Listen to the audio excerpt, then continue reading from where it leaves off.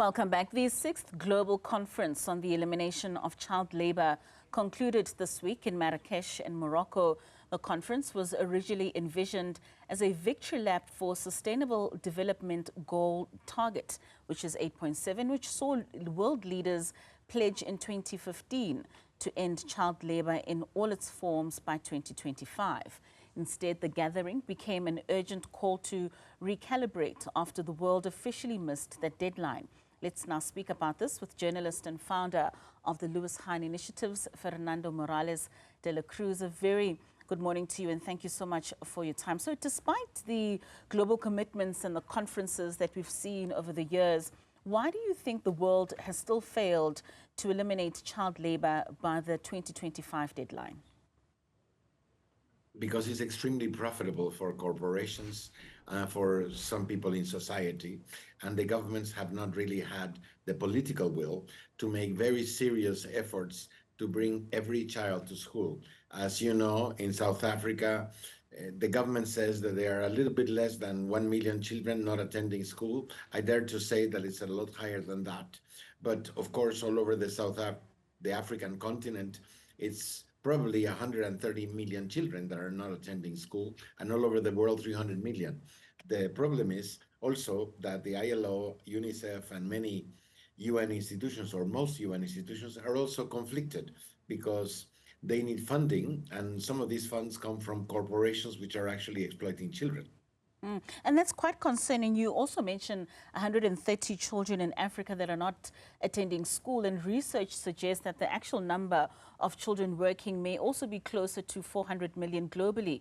What are the main reasons for the discrepancy in the official estimates when it comes to the numbers of children that are being used globally when it comes to child labour? Well, according to academics and also according to me, in my experience collecting data, the problem is that all governments around the world use basically family surveys. So they do surveys around the world asking the families if the children are actually studying, if the children are working or not. The more reliable data comes actually from the schools themselves.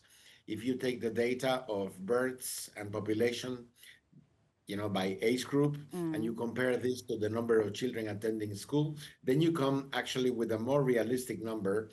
And that's why there is a big gap between the claim of UNICEF and the ILO that there are only 138 million children, and the academics, Lichand and Wolf, that claim that the number is actually close to 400 million.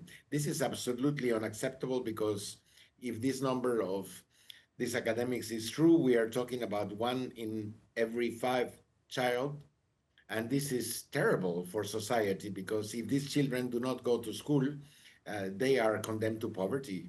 Most certainly. And child labour is often framed as a problem of poverty in developing countries. Is this framing misleading? And how does child labour exist in more wealthier countries as well?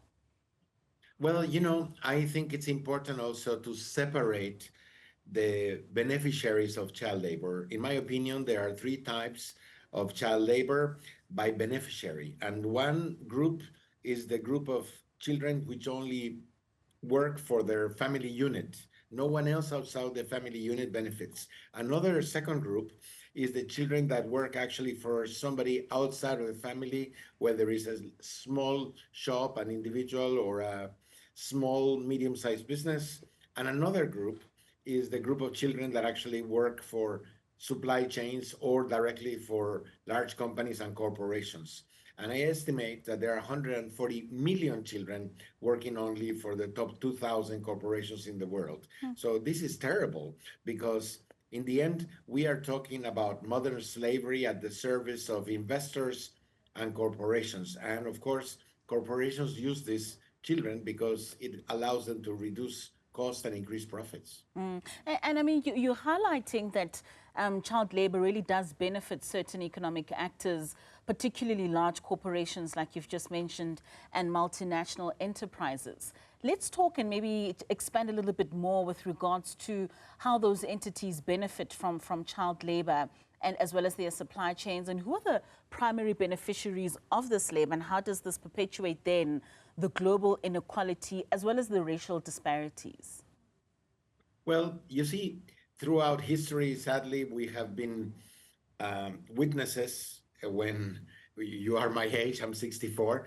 But if you go back to the history books, slavery has always been a very profitable business for the North and for certain very wealthy people in the North. Well, today is the same. There are wealthy families in North America, in Europe, and in Asia that profit from the exploitation of hundreds of thousands of children because they use these children in their supply chains of coffee, cocoa, tea, sugar, vegetable, fruits, flowers, minerals, and also in factories. If you look at the fashion industry, there are millions of little girls, because in the fashion industry it's mostly little girls, but in recycling of plastics and minerals, you can go to the garbage dumps in South Africa or anywhere in the world, and you will see that there are also little children. But who is profiting from the recycling? Who's profiting from these minerals that come from the mines of Africa to the corporations in the north? Well, of course, the corporations and the investors. And this is a problem because there is no real governance in the north chasing corporations for using miners to reduce cost and increase profits. And there's a lot of talk about supporting the sustainable development goals, defending the right of girls and boys to education. But when you look at the business models of corporations, many have business models that actually increase exploitation. And of course, paying the workers less means that no adult wants to take that job, or very few of them, and the rest are children. And a mother might bring four children to work because between the four children and her, for example, in cocoa, everybody's eating chocolate today on Valentine's Day, and I wish everybody happy Valentine's Day. But when you think about the chocolate, Yeah. you know, we are talking about these poor non-white children because they are non-white, and I have to say that because the exploiters are white. Uh, and then we have this multi-billion-dollar wealth on the side of the owners of the chocolate industry, and we have these poor children working for 2, 3 US dollars a day just to survive. Yeah. They don't even go to school. And just on that train of thought, I mean, when you divided the three groupings with regards to child labor, and you said that the third one being of the supply chains and the multinational corporations, is there a direct link between child labor and then human trafficking in order to get the children to be working on some of those cocoa farms?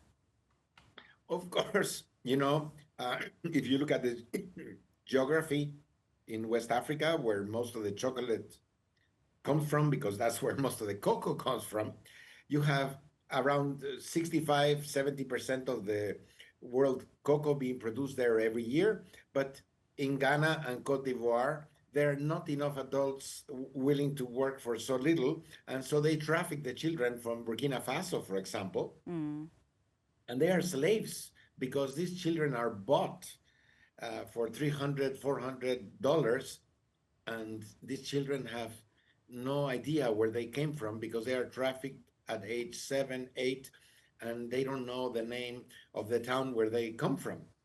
Can you imagine? These poor kids cannot return anywhere. It's absolutely devastating, Fernando. And I mean, this sixth global conference on the elimination of child labor that's concluded in this past week. And of course, like we've been saying, those targets not having been reached, what then should be the key outcomes with regards to the commitments that need to be made for us then to see progress in the near future? Well, let's go back to 2015, which is when the world adopted the Sustainable Development Goals. In those days, I wrote a letter to the Secretary General of the United Nations, Mr. Ban Ki-moon, asking him to audit the supply chains of the United Nations according to the Sustainable Development Goals. If we did that today in Geneva, where the ILO has its headquarters, we can go to their cafeteria, and it would be very easy to demonstrate that they have not even made an effort to eliminate child labor in their own coffee, in their own tea, cocoa, sugar, or in any of the products that they consume. And so I think we need to be a bit more serious and demand that the UN institutions and the governments have exemplary supply chains, that the governments do everything in their power so when they are purchasing they don't favor corporations which are actually exploiting people and children. And most importantly, we have to all in society defend the right of all girls and all boys to education, because we are very lucky to be educated. But you know, if I had not gone to school, I would be picking coffee myself in Yeah. the mountains of Guatemala, where my family comes from. Sure, Fernando. I mean, it's quite concerning, especially the kinds of consciousness that we need to have even as consumers when we buy certain products in order for us not to perpetuate, like you say, many of these supply chains that use child labor. Thank you so much for joining us. I know you were up very early in Santiago today in order for you to make it for this interview, so we certainly do appreciate your time. That is Fernando Morales-De La Cruz, who is a human rights advocate, speaking to us there about those numbers of child labor not seemingly going down since 2015 and those SDG goals that had been set.